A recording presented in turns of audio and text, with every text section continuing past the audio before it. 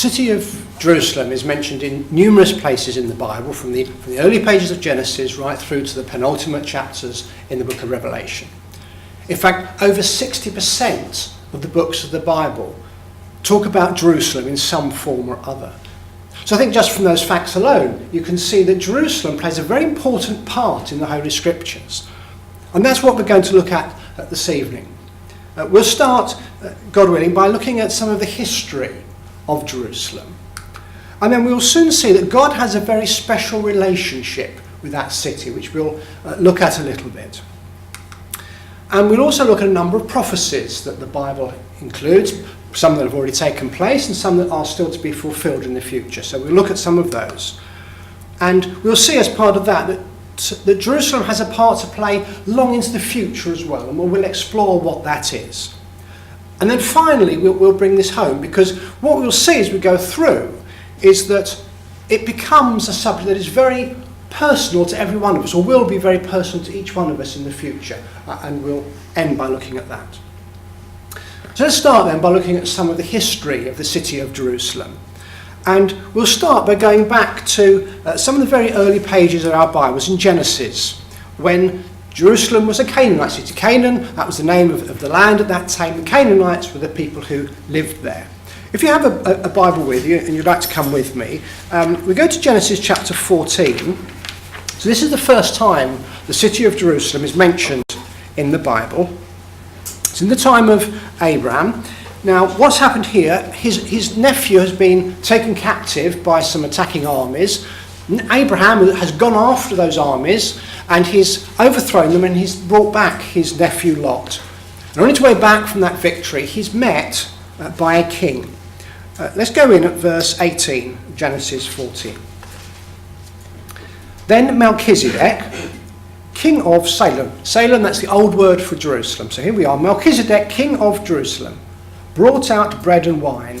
He was the priest of God Most High, and he blessed him and said, "Blessed be Abraham of God Most High, possessor of heaven and earth, and blessed be God Most High, who has delivered your enemies into your hand." And he gave him a tithe of all.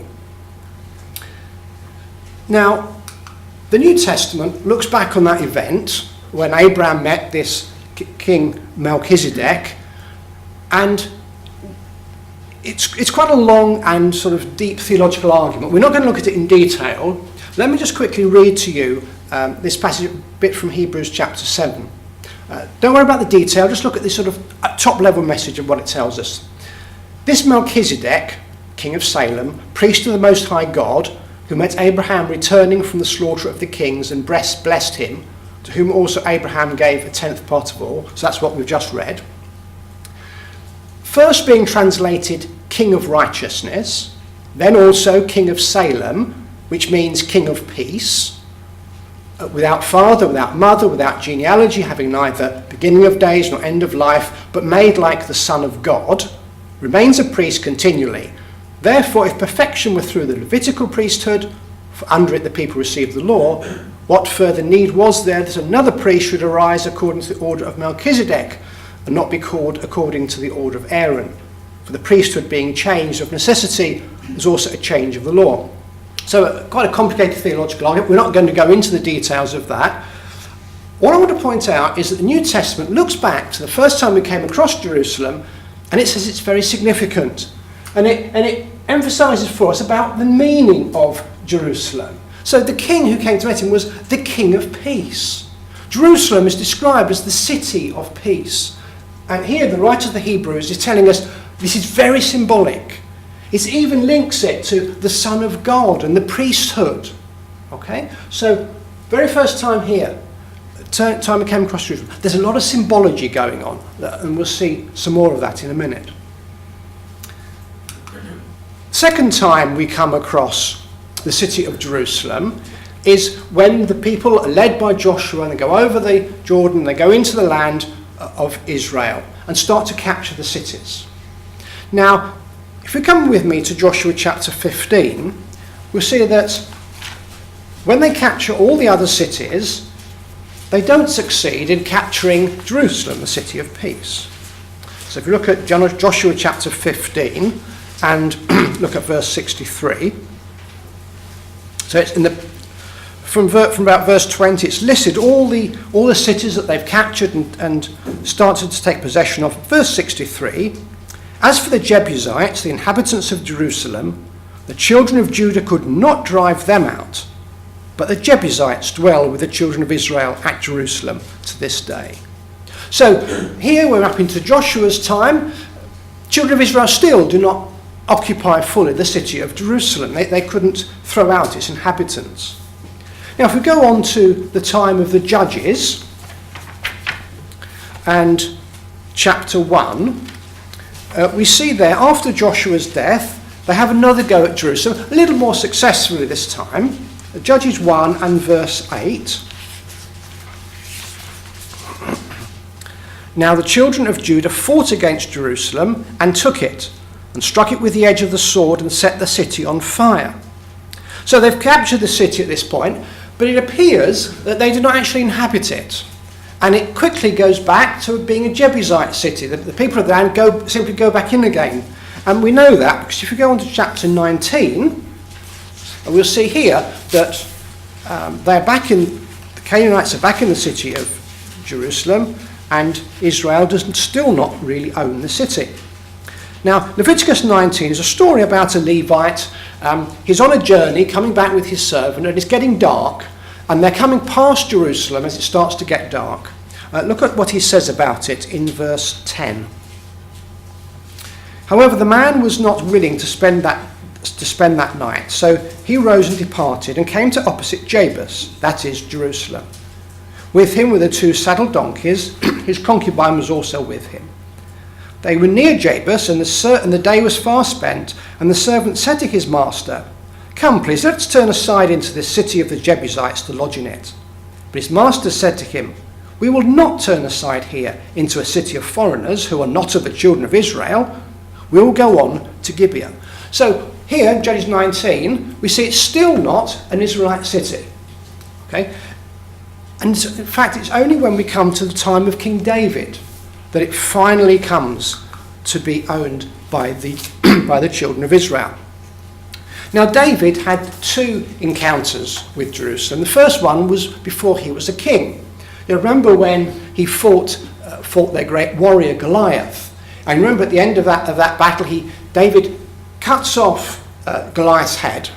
Now, what does he do with it? Remember what he does with the head once he's cut it off? Well, if you come with me to 1 Samuel chapter 17, you'll see that David took the head and he carries it and he goes over to Jerusalem. 1 Samuel 17, if you look at verse 54. Then David took the head of the Philistine and he brought it to Jerusalem, but put his armour in his tent. So he goes there. It's still a Jebusite city at this time. And you can imagine David standing there at the gates of the city, holding the head of Goliath above his head, saying, this is what I've done to your great warrior, and I want to come back and do the same to you. Right? The sort of "I'll be back" kind of message to the people of the city. And sometimes later, when he is king, he comes back again to the city and fulfills his threat. So if you go on to 1 Chronicles 11, we can see there that David, after he's been throned, comes back and fulfills his threat and captures the city of Jerusalem. So 1 Chronicles 11 verse 4. And David and all Israel went to Jerusalem, which is Jabus, where the Jebusites were, the inhabitants of the land. The inhabitants of Jabus said to David, "You shall not come in here." Nevertheless, David took the stronghold of Zion, that is the city of David. And David said, "Whoever attacks the Jebusites first shall be chief and captain." And Joab, the son of Zeruiah, went up first and became chief. Then David dwelt in the stronghold. Therefore they called it the city of David. So here at last, only when we come to the time when David is king, does the city of peace finally become owned by the children of Israel. David repairs it, And it becomes known, as we were told there, as the City of David, or the Old City. Now, note that, because that is very important a bit later, as we'll see. So remember then, when David finally has the city, it's called either the Old City or the City of David. Now let's leave the history of Jerusalem there for a moment, and let's look now at the history of a place called Mount Moriah. And you'll see in a moment why this is relevant. So what we'll do again, we'll go back to the early pages of Genesis and look at some of the history of Mount Moriah. And the first time it comes up again is in the time of Abraham. If you come with me to Genesis 22, and we see here that this is the place where Abraham was sent to sacrifice his son. First couple of verses of Genesis 22. Now it came to pass after these things that God tested Abraham. He said to him, Abraham, and he said, Here I am. Then he said, Take now your son, your only son Isaac, whom you love, and go to the land of Moriah, and offer him there as a burnt offering on one of the mountains of which I shall tell you. And we know the story, don't we? Abraham does as he's told. He goes to Mount Moriah, he takes his son with him, and he prepares to sacrifice him. And he's there with the sort of dagger raised above his son, ready to kill him. And God sends an angel and says, Stop, don't kill him. I see now that you'll do as I ask you. And God provided a ram that Abraham was then able to sacrifice instead. And do you see all the fantastic symbology we have there? Abraham's son, his only son, his son who was born through a miracle, who was taken to Mount Moriah to be sacrificed. Again, just as with Jerusalem, we have all the symbology there, this time looking forward to when God would allow his son, his only son, born through a miracle, to be sacrificed. Okay, so again, a lot of symbology when we first come across Mount Moriah. Now the next time is a bit later, again it comes up in the time of David. Now David at one point in his rule made an enormous error of judgment. And God brought punishment on the children of Israel because of that, and a plague swept across the land. And the place where that plague stopped was at a place called the threshing floor of Ornan. Now, at the time, we're not really told where that is. We're told that God stopped, that David made a sacrifice at this point where the plague was stopped. And we're told it was owned by Ornan, who was called the Jebusite. So we know he's in that same part of the country, but we don't know exactly where that is. But in a moment, you'll see we find later on where it is. The next time Mount Moriah comes up is in the time of David's son Solomon. If you come with me to 2 Chronicles chapter 3, we'll see that this is the point where Solomon built the temple.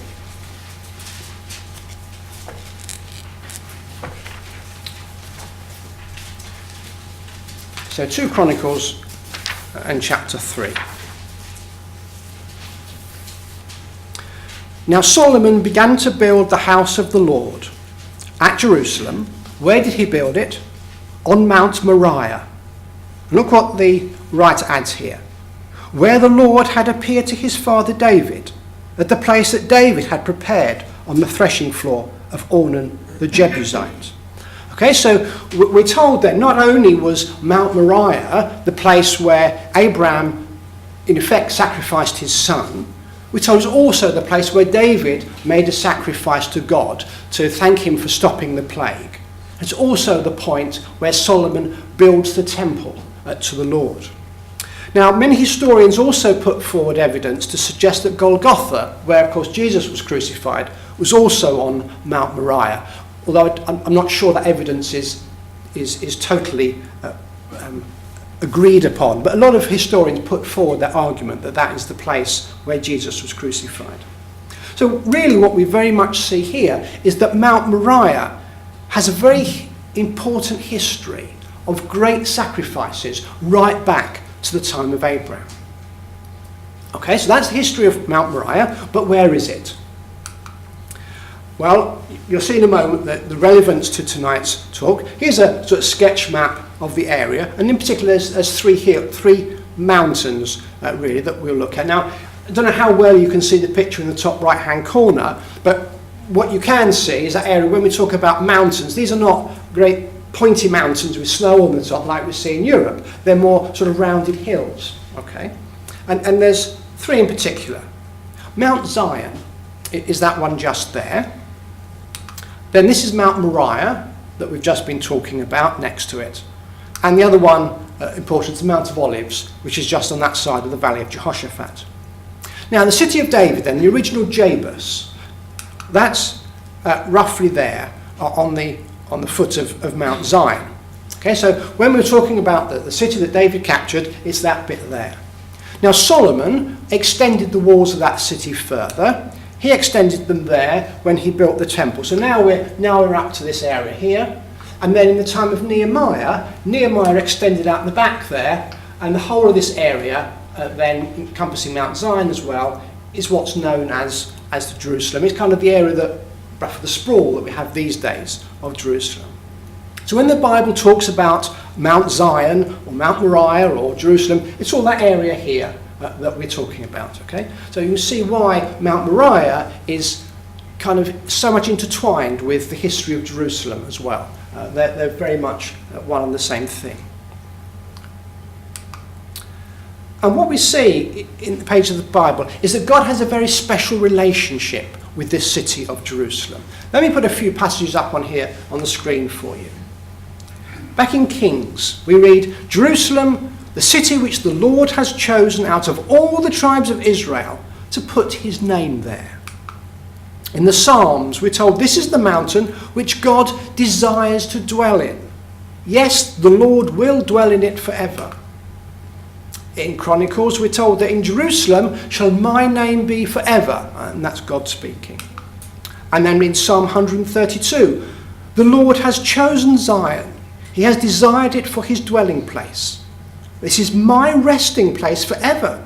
Here I will dwell, for I have desired it, says God. All right, so we can see God has very special feelings about the city of Jerusalem.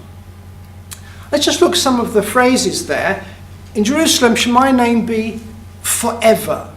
God will dwell in it forever. This will be my resting place forever. Okay, so we see that not only has God had a special relationship with it in the past, but God is saying this special relationship is going to continue forever into the future. Okay? And therefore it's not surprising, is it, that the Bible has a lot of prophecies about Jerusalem. We're going to look at three. We'll look at one about the ownership of Jerusalem. We will look at what the prophecies talk about, what will happen in Jerusalem when Jesus Christ comes back. And we'll look at Jerusalem for the long-term future. Okay, so they're the three that we'll look at, God willing, this evening. And we're going to be quite brief on those. The first one I want to talk about then is the ownership of the Jews by the Gentiles. And I want to introduce this by taking you to some words of Jesus in Luke 21. This is what Jesus said to his disciples about what would happen to the inhabitants of Jerusalem. He said that they would fall by the edge of the sword, be led away captive into all nations, and Jerusalem shall be trampled by Gentiles until the times of the Gentiles are fulfilled. So what Jesus is saying about Jerusalem is that the time is going to come shortly afterwards, that Jerusalem is going to be attacked, that the people were going to either be led away or killed by the sword. And of course that started to happen in AD 70, didn't it, when the Romans came down and attacked the city of Jerusalem. But in particular what I want to note is Jesus' phrase here about the times of the Gentiles. Okay? So that's the period of time for which he says Jerusalem would be, as he uses the phrase, trampled by the Gentiles. What Jesus is saying is there will be the fixed time period in which the Gentiles are allowed to have ownership of Jerusalem and the city and the tabernacle. But that will be for a fixed time. So what is that time of the Gentiles? Well, to try and answer that, I think we need to go to an Old Testament prophecy in the book of Daniel. If you come with me to Daniel chapter 8, please. And we'll see what this prophet had to say. Now, Daniel recorded his dreams that he had. Now, in this dream, in Daniel chapter 8, he sees two animals fighting. And let's just look at verses 3 through to 7. So this is Daniel talking about what he sees in his dream. I lifted up my eyes and saw, and there, standing beside the river, was a ram which had 2 horns. And the 2 horns were high, but one was higher than the other, and the higher one came up last. I saw the ram pushing westward, northward, southward, so that no animal could withstand him, nor was there any that could deliver from his hand. But he did according to his will, and became great. And as I was considering, suddenly a male goat came from the west across the surface of the whole earth without touching the ground. And the goat had a notable horn between his eyes. Then he came to the ram that had 2 horns, which I had seen standing beside the river, and ran at him with furious power. I saw him confronting the ram, and he was mocked with rage against him, attacked the ram, broke his 2 horns. There was no power in the ram to withstand him, but he cast him down to the ground and trampled him, and there was no one that could deliver the ram from his hand. Okay, so that's Daniel's dream. He sees this ram, and he sees this goat coming, attacking the ram and overpowering him. Now, fortunately for us, an angel speaks to Daniel and explains to Daniel what this dream means. So if you go down to verse 20, the angel explains to him that the ram which you saw, that was the first animal, having 2 horns, they are the kings of Media and Persia. And male goat is the kingdom of Greece. The large horn that is between its eyes is the first king.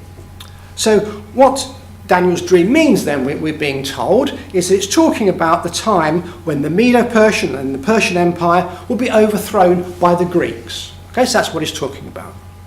Well, what's the significance to what we're talking about here?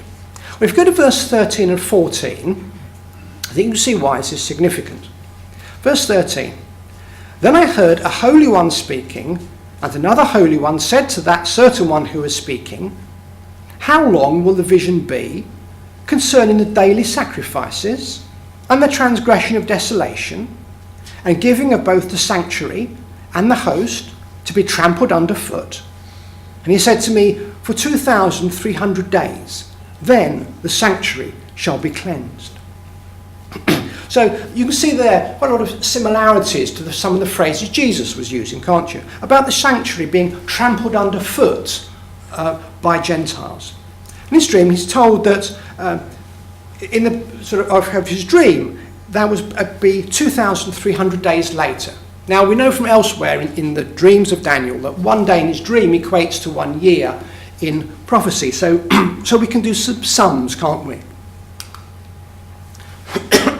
So we've been told there's 2,300 years between that battle. So when the Persian Empire is overthrown by the Greeks, from that there will be 2,300 years. And at that point, the tabernacle will no longer be trampled by Gentiles. So let's do our sum. So to start that sum, we need to know when the Persian Empire was overthrown by the Greeks. Like most people perhaps these days, I turn to Wikipedia. You might not be able to see this, it's a little bit small on the screen. Wikipedia says this. The Battle of Issus occurred in southern Anatolia in November 333 BC.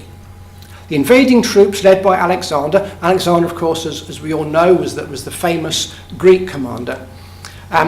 They were outnumbered more than 2 to 1, yet they defeated the army personally led by Darius III of Persia.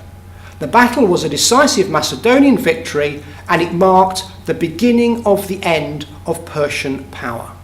So according to Wikipedia, the point at which the Persian power was overthrown was 333 BC. So that's the point we have in Daniel's prophecy. So let's do our sum. So 333, and remembering, of course, that BC was negative. So 333 BC, we add on the 2,300 years of Daniel's dream, and we get to 1967 AD. So what was special about 1967? Well, 1967 was the year that saw what became known as the Six-Day War. Now, to understand what happened, I need to give you a little bit of explanation to how the land was divided after the Second World War. So, after the Second World War, the Jews were given a land to own as their own, which is marked by this orange here. And note, there's like this big bite taken out the side of the land they're given. This was given to Jordan, this area around here. Now Jerusalem, as you can see, is on that kind of, that nose sticking into that area that's bitten out. So there's Jerusalem. Now, if we zoom in a bit more into Jerusalem, this orange line is that line round here, showing the border of the land Israel was given after the Second World War. Okay? And here's Jerusalem. Now, remember I said when we were talking about David, that what was very significant was the original city, the old city, the city of Jabus, the city of David. That's this bit marked here, it just sees the old city. But the significant point is the border of the land that they were given cuts out the old city. So when they were given their land in 1949, they were not given the old city of David. That was it given to the Jordanians. Okay? So what about 1967?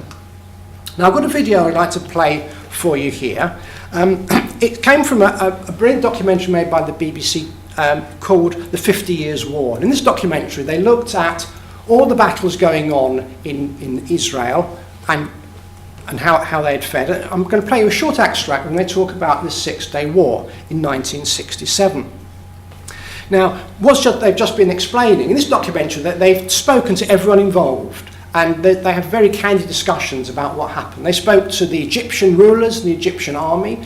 They speak to the Jordanian army and the Jordanian king. They speak to the Israeli rulers at the time and their army, and they talk to the Russians. And they're all very candid about what happened. And what I hadn't realised until I heard this documentary was the involvement in the Russians. And they deliberately sparked the Six-Day War. And they speak to the Russians involved, who quite honestly and openly say, well, it was all because of what was happening in Vietnam. And the Russians thought that the Americans were losing their grip on Vietnam. And they wanted to the Russians wanted to push home that advantage. And they thought, what better way to do that than to distract the Americans from Vietnam? And to do that, let's spark trouble in the Middle East. And what they did was they sent ambassadors to Egypt, and they all admit this openly on this documentary. They sent them down to Egypt and said, did you know that the Israelis are mustering all their troops and their tanks on the Syrian border? They're about to invade Syria. So the Egyptians send up their reconnaissance to the border, and they come back and say, well, no, there's no sign of any Israeli army on the border with Syria. The Russians come back to them and say, oh, absolutely, they are. They're definitely about to invade Syria. And they started rumours in the whole of the Middle East saying Israel is about to attack Syria. In the end, the Egyptians say they felt they had no choice but to go and fight against Israel because of what they were being told. Israel saw what was happening and said, well, we've got to make the first strike, otherwise we'll be wiped out. And they send their air force across and they totally wipe out the Egyptian air force before the Egyptian air force can take off from the ground at all. Now, and so exactly as Daniel had prophesied many years before, Israel then takes possession of the old city of Jerusalem, and the time of the Gentiles had ceased.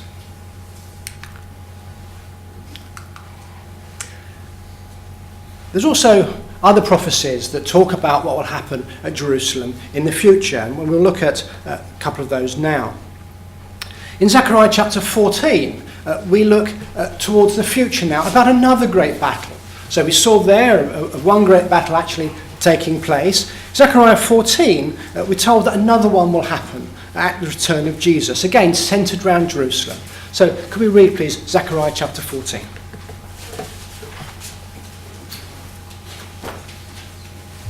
Zechariah 14.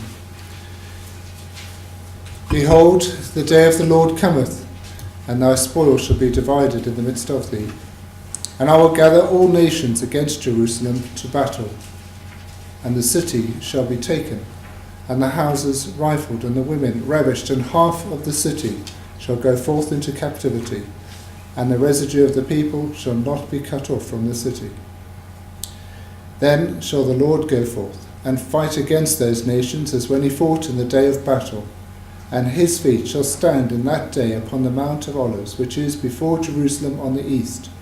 And the Mount of Olives shall cleave in the midst thereof toward the east and toward the west. And there shall be a great valley, and half of the mountain shall remove toward the north, and half of it toward the south. And ye shall flee to the valley of the mountains, for the valley of the mountains shall reach unto Azal, Yea, ye shall flee, like as ye fled from before the earthquake in the days of Uzziah king of Judah. And the Lord my God shall come, and all the saints with thee. And it shall come to pass in that day that the light shall not be clear nor dark, but it shall be one day which shall be known to the Lord, not day nor night. But it shall come to pass that at evening time it shall be light. And it shall be in that day that living waters shall go out from Jerusalem, half of them toward the former sea, and half of them toward the hinder sea. In summer and in winter shall it be. And the Lord shall be king over all the earth. In that day there will be one Lord, and his name one. All the land shall be turned as the plain from Geba to Rimmon south of Jerusalem, and it shall be lifted up and inhabited in her place. From Benjamin's gate unto the place of the first gate, unto the corner gate, and from the tower of Hananeel unto the king's wine presses. And men shall dwell in it, and there shall be no more utter destruction, but Jerusalem shall be safely inhabited. And this shall be the plague wherewith the Lord will smite all the people that have fought against Jerusalem. Their flesh shall consume away while they stand upon their feet, and their eyes shall consume away in their holes, and their tongue shall consume away in their mouth. And it shall come to pass in that day that a great tumult from the Lord shall be among them. And they shall lay hold every one on the hand of his neighbour, and his hand shall rise up against the hand of his neighbour. And Judah also shall fight at Jerusalem, and the wealth of all the heathen round about shall be gathered together, gold and silver and apparel in great abundance. And so shall be the plague of the horse and of the mule, and of the camel and of the ass, and of all the beasts that shall be in these tents, as this plague. And it shall come to pass that every one that is left of all the nations which came against Jerusalem shall even go up from year to year to worship the King, the Lord of hosts, and to keep the feast of the tabernacles. And it shall be that whosoever will not come up of all the families of the earth unto Jerusalem to worship the King, the Lord of hosts, even upon them shall be no rain. And if the family of Egypt go not up and come not, that have no rain, there shall be the plague wherewith the Lord will smite the heathen that come not up to keep the feast of tabernacles. This shall be the punishment of Egypt, and the punishment of all nations that come not up to keep the feast of the tabernacles. In that day there shall be upon the bells of the horses holiness unto the Lord. And the pots of the Lord's house shall be like the bowls before the altar. Yea, every pot in Jerusalem and in Judah shall be holiness unto the Lord of hosts. And all they that sacrifice shall come and take of them, and seethe therein. And in that day there shall be no more the Canaanite in the house of the Lord of hosts.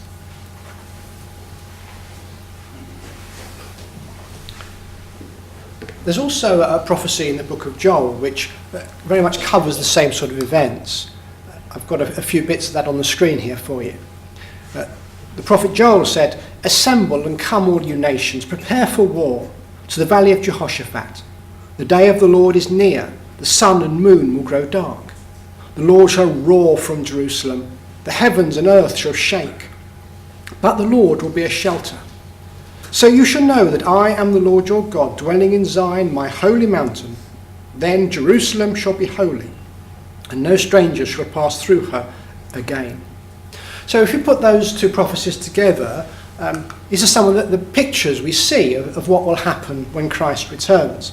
There will be another large battle in the future, centred again on Jerusalem. We're told that this time Jerusalem will be largely overthrown.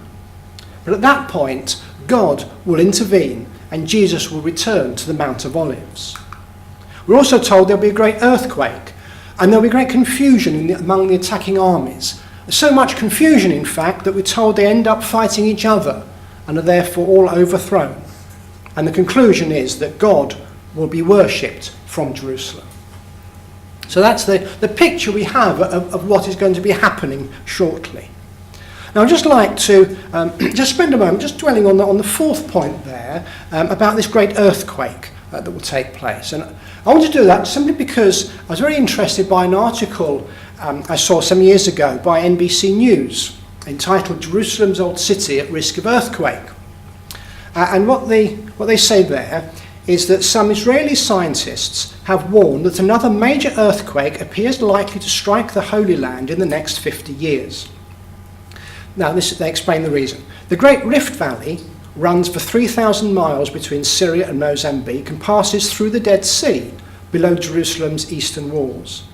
The fault line was caused by the separation of African and Eurasian tectonic plates 35 million years ago, a split that weakened the Earth's crust. About 35 miles to the north, another fault line cuts the land east to west from the Mediterranean port of Haifa with the West Bank towns of Jenin and Nablus before reaching the Jordan River. This is a very active area which may produce a large earthquake once in a while, Bien said. Okay, so the scientists are warning in about, well, that was, 15 years ago, 13 years ago? There will be an earthquake, they said then, in about 50 years they were predicting. So what they were talking about, the tectonic plates, was this. So we have the Arabian plate here, a Eurasian plate moving that way, and the African plate moving up. So you can see that it's twisting and pulling the land apart round here. And this is Jerusalem. There's another fault line running up here. Okay, so that's what they're talking about, those plates moving, ripping the land apart in that point. Now, if we zoom in a bit, if you look at a relief map of the area on the right, this is the Jordan Valley. You can just see from looking down on it how the land's being ripped apart along this area here as those plates move. Now, if you zoom in again a bit more on the left, this is the area around the Dead Sea. This is the Dead Sea Basin that's formed because of the land pulling apart, and that's what forms that Dead Sea Basin. If you look at where Jerusalem is, it's right on the edge of this area here where it's being pulled apart. And these little crosses are the sort of fold lines in the land. So what the scientists are saying, with all these fold lines here on Jerusalem, right around here, that this is an area that's going to see a large earthquake. And their feeling was, from what they've been looking at, that the plates are about to go like that again, which will cause a big earthquake. And I thought that was interesting, bearing in mind what we've seen in those prophecies about an earthquake in the land in Jerusalem at the time of Christ's return. I thought it was interesting to see that scientists are predicting the same sort of thing. But beyond all that, beyond the great earthquake, beyond the bloodshed and the battle and all the horrific things we're going to be told will take place at that time, we're also told Jerusalem will have a glorious future. I put some quotes here, mainly from Isaiah. Isaiah 62. For Zion's sake I will not hold my peace. For Jerusalem's sake I will not rest until her righteousness goes forth as brightness and her salvation as a lamp that burns. One from Ezekiel. The name of the city from that day shall be The Lord is there. Isaiah 62 again. Give him no rest until he establishes, until he makes Jerusalem a praise in the earth. And Isaiah 35. The ransomed of the Lord shall return and come to Zion with singing, with everlasting joy on their heads. They shall obtain joy and gladness, and sorrow and sighing shall flee away. So what we're being told is that beyond the bloodshed and the battle, the time will come when there will be everlasting joy in Jerusalem, when there will be no more sorrow or sighing, but instead there will be joy and gladness. It's a glorious future that we're told Jerusalem will look forward to. Because, as we said early on, because God has this special relationship with this city. Now let me just end by pointing out that this isn't just what's happening to a foreign city 1,000 miles away, but it's something that's going to impact every one of us in the future. Let me take you back to some words of Jesus. This comes just after what Jesus said when we put up on the screen about the time Jerusalem would first be taken. He went on from that to say that they will see the Son of Man coming in a cloud with power and great glory. Now when you see these things begin to happen, look up, lift up your heads, because your redemption draws near. So do you see how now this is suddenly becoming a personal message, isn't it? Something that we should be reacting to, right? Lift up your heads, he says, because your redemption draws nigh. Your redemption, your salvation. It suddenly becomes something very personal to each one of us, because these world-changing events that will take place at Jerusalem, as we've seen, will roll out to encompass the whole world and will impact every person. And so we need to take action in our lives now, so that when those things do happen, we will be ready for them. And that's the sort of topics that are often covered from this platform.